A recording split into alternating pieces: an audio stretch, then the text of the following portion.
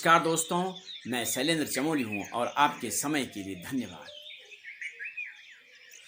तो आज हम श्रीमद् भागवत गीता के अध्याय 2 के 41वें श्लोक की व्यवहारिक, वैज्ञानिक और आध्यात्मिक रूप से विस्तृत व्याख्या करेंगे।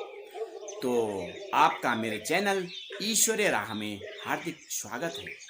तो श्रीमद् भागवत गीता के अध्याय 2 का 41वां श्लोक। व्यवसायात्मक बुद्धि एकाय कुरुनंदना बहुशाखाया ही अनंताया च बुद्ध्याया अव्यवसायिनाम। का शाब्दिक अर्थ है कि व्यवसायात्मक बुद्धि माने दृढ़ निश्चय युक्त बुद्धि, एकहा केवल एक में यानी लक्ष्य में, यह इस योग मार्ग में, इस क्षेत्र में कुरुनंदन हे कुरुवंश के आनंद अर्जुन, बहुशाखा बहुत सी शाखाओं वाली, अनंतता चा अनगिनत, बुद्धाया बुद्धियों में और व्यवसायी नाम माने अस्थिर चित्त वालों की। तो व्यवहारिक दृष्टिकोण से जो है इसका विस्तृत व्याख्या करते हैं। इस श्लोक में हम जो है मानव के व्यवहार, लक्ष्य निर्धारण और जीवन में सफलता पाने की मनोवैज्ञानिक कुंजी देता है। आइए इसके बिंदुओं में समझते हैं कि दृढ़ निश्चय वाली बुद्धि ही सफलता की कुंजी है। व्यवसायात्मक बुद्धि का अर्थ है वह बुद्धि जो एक ही लक्ष्य पर केंद्रित रहती है, और जीवन में जो भी व्यक्ति किसी एक दिशा में एकाग्र होकर के प्रयास करता है वही वास्तव में प्रगति करता है।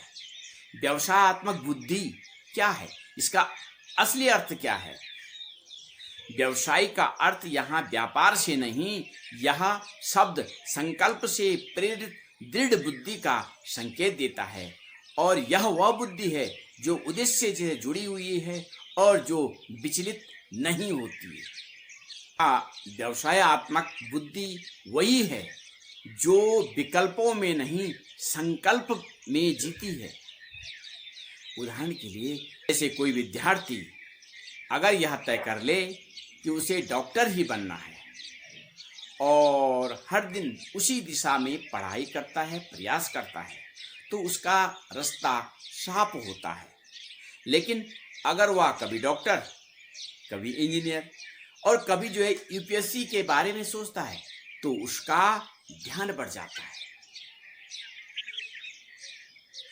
तो मन की चंचलता विफलता का मूल कारण बनती है। तो शाखा ही अनन्याया चा बुद्ध्याया अव्यवसायिन नाम, मतलब अस्थिर और चंचल चित्त वालों की बुद्धियां अनेक दिशाओं में बटी रहती है। व्यावहारिक जीवन में हम अक्सर देखते हैं कि जो लोग हर दिन नया विचार बदलते हैं, वे न तो जो है व्यापार में सफल होते हैं, न नौकरी में और न ही साधना में। मतलब मन की स्थिरता, परिणाम की निश्चितता। जहाँ मन स्थिर है वहाँ परिणाम भी निश्चित है। बहुशाखाया बुद्धि असफलता का सूक्ष्म कारण है कि जो हर समय यह सोचता है कि क्या यह सही है और क्या हुआ ज़्यादा लाभ देगा और क्या इसमें जो है जल्दी रिजल्ट मिलेगा, वो उसकी बुद्धि टूट जाती है। तो बहुशाखाया का मतलब कभी इधर कभी उधर, कभी हाँ कभी ना, कभी जोश कभी शंका। तो इससे होता क्या है, मन की ऊर्जा बिखर जाती है, आत्मविश्वास गिरता है, समय तो जाता है लेकिन दिशा नहीं बनती है, और लक्ष्यहीनता जीवन की ऊर्जा का अपव्यय होता है। जीवन में अगर स्पष्ट न हो लक्ष्य, तो ऊर्जा बहुत सारी दिशाओं में फैल जाती है, जिससे कोई भी दिशा में गहराई नहीं आती। उदाहरण के लिए हम समझ सकते हैं, यदि आप एक कुआं खोदना चाहते हैं और हर जगह जो है एक एक फीट खोद लेते हैं, तो पानी नहीं मिलेगा। लेकिन यदि एक ही स्थान पर गहराई से खोदें तो जरूर पानी मिलेगा, अवश्य पानी मिलेगा। यह श्लोक आज के युवा, छात्र और उद्यमियों के लिए भी अत्यंत उपयोगी है। विद्यार्थियों के लिए हर विषय में अच्छा होना आवश्यक नहीं, हर एक विषय में उत्कृष्ट बनना आवश्यक है। बार बार कोचिंग बदलना, कोर्स बदलना, यह बहुशाखा की बुद्धि है। इसी प्रकार से जो उद्यमियों के लिए एक बिजनेस को समय, ध्यान और मन दो। जल्दी लाभ न मिलने पर दूसरा बिजनेस शुरू करना ये बुद्धिमानी नहीं है। तो प्रत्येक क्षेत्र में एक लक्ष्य की आवश्यकता होनी चाहिए, चाहे आध्यात्मिक हो या व्यवसाय हो या परिवार हो। यदि हम एक समय में कई दिशाओं में उलझे रहेंगे तो न तो शांति मिलेगी, न उपलब्धि मिलेगी। तो श्लोक का यही संदेश है कि फोकस करो, कंसिस्टेंसी रखो और दृढ़ निश्चय से आगे बढ़ो। विश्वास और संकल्प का विकास, ये श्लोक के अनुसार कि जो एक ही लक्ष्य पर जो है अडिग रहता है उसकी बुद्धि विकसित होती है और यह बुद्धि उसे परिस्थितियों के अनुसार निर्णय लेने में समर्थ बनाती है। और अंत में हम ये कह सकते हैं कि व्यवसायत्मक बुद्धि जीवन में सफलता, आत्मविश्वास, आध्यात्मिक उन्नति की जड़ है। जो एक लक्ष्य पर केंद्रित है वही विजेता है। जो अनेक विकल्पों के मोह में जाता है तो वह कभी भी जो है मन की स्थिरता, आत्मविश्वास और सच्ची उपलब्धियों को प्राप्त नहीं कर सकता है। और यदि आपको ये वीडियो पसंद आ रही है तो इसे लाइक, शेयर और सब्सक्राइब कीजिए। इससे आपको केवल 1 सेकंड का समय लगेगा, लेकिन इसमें मेरा उत्साह बढ़ता रहेगा। अब हम श्रीमद् भागवत गीता के अध्याय 2 के 41वें श्लोक को एक बार पुनः स्मरण करते हैं। व्यवसायत्मक बुद्धि एका यह कुरु नंदना, बहुशाखाया ही अनन्या च बुद्ध्याया अव्यवसायिनाम। तो श्लोक का अर्थ संक्षेप में है कि हे कुरु नंदन, हे अर्जुन, इस मार्ग में जो योग में स्थिर और एक चित्त बुद्धि की सफल होती है, अव्यवस्थित चित्त वाले लोगों की बुद्धि असंख्य दिशाओं में भटकती रहती है। और अब हम इस श्लोक को वैज्ञानिक रूप से समझेंगे। इसे समझते हैं तो ये मानक जो हमारे मानव मस्तिष्क है, मस्तिष्क की एकाग्रता, लक्ष्य पर केंद्रित सोच और डिस्ट्रैक्शन यानी विचलन होना की स्थिति को दर्शाता है। इसका वैज्ञानिक विश्लेषण हम करते हैं कि एकाग्र बुद्धि और न्यूरोसाइंस। व्यवसायत्मक बुद्धि यानी फोकस्ड माइंड की बात की गई है।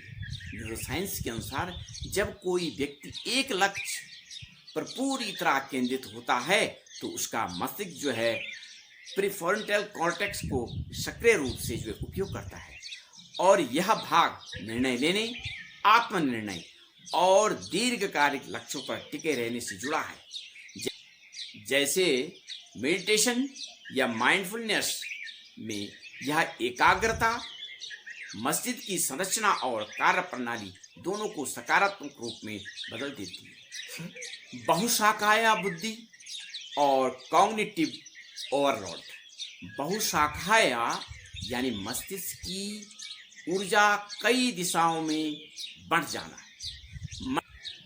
मल्टीपल टास्किंग या स्कैटर्ड थिंकिंग। यह स्थिति कॉग्निटिव ओवरलोड कहलाती है, जब मस्तिष्क पर इतनी सूचनाएं आ जाती हैं कि वह ठीक से निर्णय नहीं ले पाता है, तो जिसके परिणाम स्वरूप कन्फ्यूजन, एंजाइटी, प्रोक्रास्टिनेशन जैसी मानसिक अवरोध उत्पन्न हो जाते हैं। और आधुनिक अध्ययन बताते हैं कि मल्टीटास्किंग वास्तव में कार्यकुशलता को 30% से भी अधिक जो है घटा देती है। लक्ष्य को प्रेरित सोच और न्यूरोप्लास्टिसिटी। जब व्यक्ति एक निश्चित व्यवसाय या उद्देश्य की दिशा में सोचता है तो मस्तिष्क में जो है संबंधित न्यूरल पाथ मजबूत होते हैं, जिसे न्यूरोप्लास्टिसिटी कहते हैं। यानी बार बार एक ही दिशा में सोचने और प्रयास करने से मस्तिष्क उसी लक्ष्य के लिए रिवायर हो जाता है।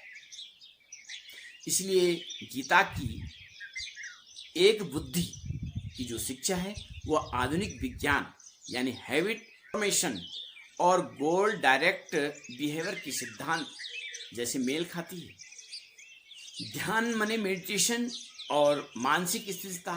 तो ध्यान के अभ्यास से एकाग्र बुद्धि की ओर अग्रसर किया जा सकता है। जब MRI स्कैन से सिद्ध हुआ है कि ध्यान से मस्तिष्क की जो डिफॉल्ट मूड नेटवर्क है यानी भटकती हुई सोच शांत होती है और जिससे बुद्धि व्यवसायत्मक बनती है। और यदि आपको ये वीडियो अच्छी लग रही है तो इसे लाइक शेयर और सब्सक्राइब कीजिए। और अब हम श्रीमद् भागवत गीता के अध्याय 2 के 41वें श्लोक को अब हम इस श्लोक की आध्यात्मिक रूप से व्याख्या समझेंगे। हम इस श्लोक को दोबारा स्मरण करते हैं। व्यवसायत्मक बुद्धि एका यह कुरु नंदना बहुशाखाया ही अनन्या च बुद्ध्याया अव्यवसायिनाम। यह श्लोक गीता के कर्मयोग, आत्मबोध और साधन के मार्ग में जो आंतरिक दृढ़ता, एकाग्रता और मन की एकाग्रता के महत्व को दर्शाता है। व्यवसायत्मक बुद्धि आत्मबोध की ओर एक निष्ठ बुद्धि। व्यवसाय का अर्थ है विचार पूर्वक स्थिर किया गया आत्मिक संकल्प। यह वही बुद्धि है जो आत्मा की खोज में प्रवृत्त होती है। जब साधक यह जान लेता है कि संसार की सभी चीजें क्षणिक हैं, तब उसकी बुद्धि संसार के बहुविध आकर्षण में न भटक कर केवल आत्म स्वरूप पर जो है केंद्रित हो जाती है। उदाहरण के लिए जैसे अर्जुन का चित्त युद्ध में विचलित था, लेकिन श्री कृष्ण भगवान उसे यही तो सिखा रहे हैं कि हे अर्जुन, तू आत्मज्ञान की ओर केंद्रित हो। यह तेरा धर्म है और यह तेरे भीतर की स्थिर बुद्धि की पहचान है। बहुशाखाया ही अनन्यचा, माया में फंसी चित्तवृत्तियां जिनकी बुद्धि व्यवसायत्मक नहीं होती, वे माया, इच्छाएं, तृष्णाएं, कर्तव्य भाव और फलों के आसक्ति में उलझकर अनेक मार्गों में बढ़ जाती है। और यहाँ मन की अस्थिरता, ज्ञान की अपूर्णता और आत्मा प्रबंधन का लक्षण है। उदाहरण, एक साधक जो कभी भक्ति, कभी योग, कभी ज्ञान, कभी यंत्र, कभी मंत्र, तो कभी जो है सांसारिक लाभ के लिए साधना करता है, उसकी स्थिति में एक ऐसे वटवृक्ष जैसी जो है जिसकी शाखाएं तो बहुत हैं पर जड़ें गहरी नहीं हो जाती हैं। तो आत्मिक यात्रा में एक लक्ष्य आवश्यक है। यह श्लोक आत्मा साधन के क्षेत्र में अत्यंत ही महत्वपूर्ण संदेश देता है, जिसका लक्ष्य आत्मा की प्राप्ति है। उसकी बुद्धि एक हो जाती है और क्योंकि आत्मा एक है, ब्रह्म एक है और वह एकत्व ही सच्चा धर्म है। जब साधक उस ब्रह्म को पहचानता है तो नेति नेति, यह भी नहीं वह भी नहीं के पार है। तब उसकी बुद्धि जो है बहिर्मुखी नहीं होती, वह जो है अंतर्मुखी हो जाती है। और अंत में हम कह सकते हैं कि आत्मज्ञान की प्राप्ति के लिए साधक की बुद्धि को एक निष्ठ बनाना अनिवार्य है। अनेक शास्त्र, अनेक मत, अनेक विधियां, ये सब केवल तब तक सहायक हैं जब तक साधक का चित्त स्थिर नहीं है। लेकिन जैसे ही आत्मा की पहचान हो जाती है, बहुशाखाया बुद्धि विलीन हो जाती है और साधक एक रस आत्म स्थिर हो जाता है।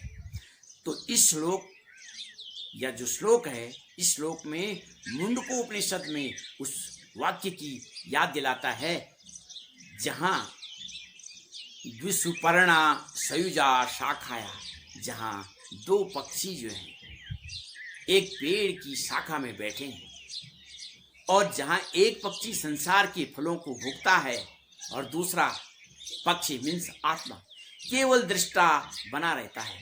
जहाँ बुद्धि जो है व्यवसायत्मक होती है, तब साधक भोगने वाले पक्षी से दृष्टा यानी साक्षी पक्षी की ओर मुड़ता है और यही आत्मबोध की दिशा है। और यदि आपको यह वीडियो अच्छी लगी है तो इसे लाइक, शेयर और सब्सक्राइब कीजिए।